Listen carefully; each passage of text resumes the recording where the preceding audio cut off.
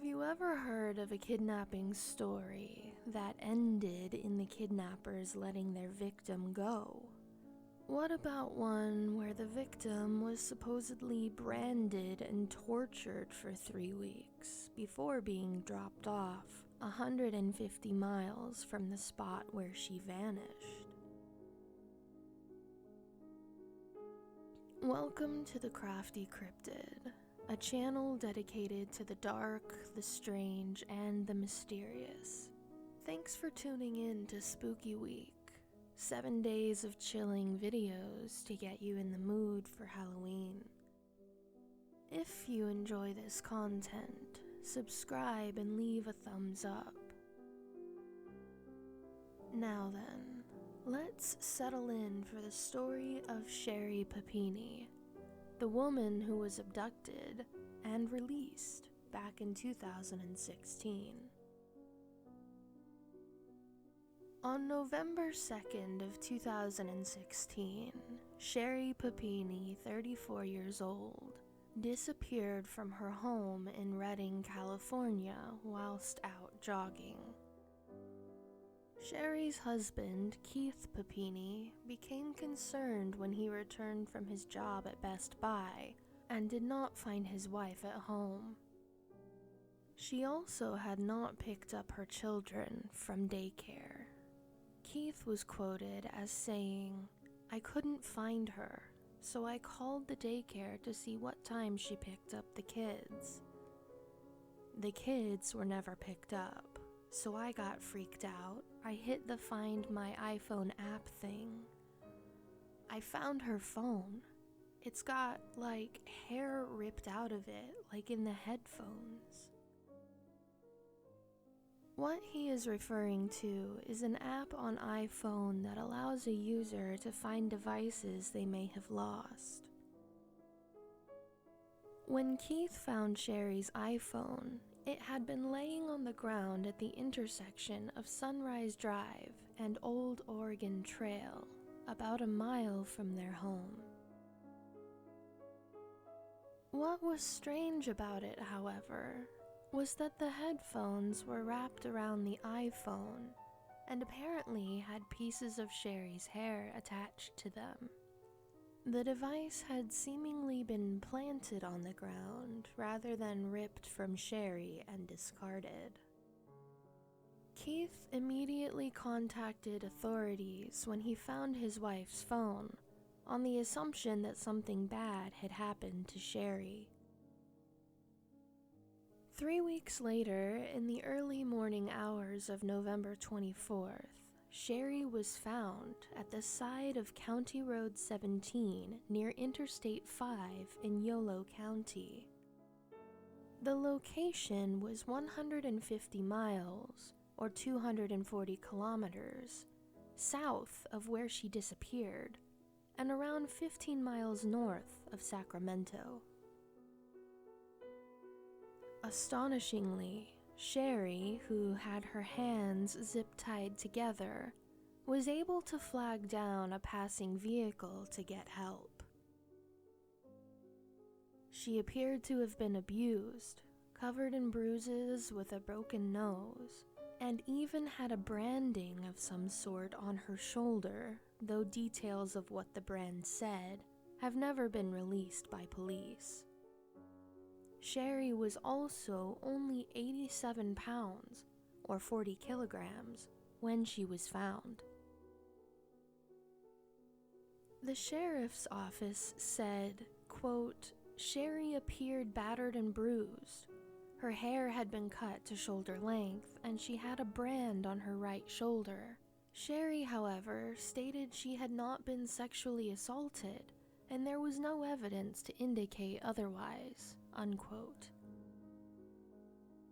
Sherri told the police she had been held by 2 Hispanic women who took steps to keep their faces hidden from her, either by wearing masks or by keeping her head covered. Sherri said that the 2 women armed with a handgun had abducted her, beat her, and held her captive in a basement before one of them finally left her on the side of the road. She said the women had been driving a dark-colored SUV with a large rear side window at the time of the kidnapping, but she was unable to give details of the make and model. Strangely, no female DNA was found on Sherri, but there was male DNA found, which did not match anyone in the FBI's records. This male DNA was not her husband's, and Keith Papini volunteered for a polygraph and passed. Sketches of Sherri's alleged kidnappers were released in October of 2017, 11 months after she was taken. One woman was described as being aged between 20 and 30 years old, 5 feet 5 inches tall, with curly dark hair, thin eyebrows, and pierced ears. The second woman was between 40 and 50 years old, about 5 feet 7 inches tall, with long, straight black hair, with some gray in it, thick eyebrows, and pierced ears. A few months after the alleged abduction, a man called into the Shasta County Sheriff's Office, claiming that Sherri was with him for the 3 weeks she had been missing. This lead, however, went nowhere. It is not uncommon for attention seekers to give false leads to police during active investigations, but the phone call did manage to seed some doubt into Sherri's story. The authorities were skeptical from the start about the abduction even before she was found alive. They spent days focused almost entirely on an exchange on the Papini's computer that suggested she might have been involved with a man she met online. Police found Sherri had been texting a man before her disappearance, and they tracked down the man in Detroit, Michigan on November 9th, a week after she disappeared. But the man was ruled out as a suspect in her disappearance, and the Shasta County Sheriff's Department refused to give further details. In any case, this investigation was still open as of May 2021, 5 years after Sherri's disappearance and reappearance. The family of Sherri Papini has endured a lot of online harassment and has been the subject of many conspiracy theories, and as a result has withdrawn from the public eye. Keith Papini released a statement after the investigation saying, quote, "We are a very private family who did not use social media outlets prior to this grotesque tragedy. My love for my wife took precedence, and it was clear we had to be exposed in ways we never would have been comfortable with. So, please have a heart and understand why we have asked for our privacy." Unquote. Sherri and Keith continue to follow the investigation while they focus on their family, according to the New York Post. Quote, "They remain hopeful there will be a break in the case at some point and those responsible will be brought to justice." Unquote. In late May of 2021, authorities were no closer to finding out who kidnapped Sherri than they were 4 years ago. Some reports indicate that the case has gone cold, but police state that they are still working on it. Quote, "The case is pretty unique, so it calls for unique handling of it," Sergeant Kyle Wallace told the New York Post. Generally, when law enforcement doesn't say there's a public threat, they genuinely believe the person actually knows the perpetrator. The role of the police is to keep the public safe. If they believed it was some stranger that abducted her, they would be citing that over and over again. Unquote. Many believe that the key to this confounding mystery lies in the 2 pieces of DNA evidence collected from Sherri. Sheriff's Lieutenant Brian Jackson stated that the collected DNA didn't match anyone on the FBI's Combined DNA Index System, or CODIS. The police have been requested to try matching the samples with samples present in genetic genealogy websites.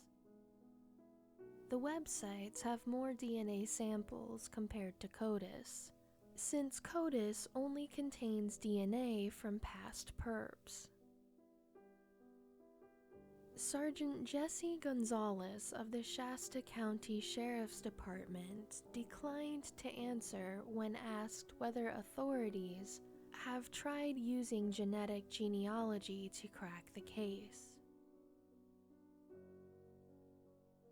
So, what do you think?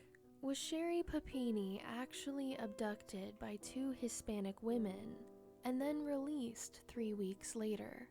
Was this a hoax of some sort? Could she have been having an affair and suffered abuse at the hands of her secret boyfriend? And should the FBI be able to use DNA collected from genealogy websites to solve cases like this? Or is it overstepping their boundaries? Let me know your thoughts in the comments. And remember, if you have any information regarding this case, please let the authorities know.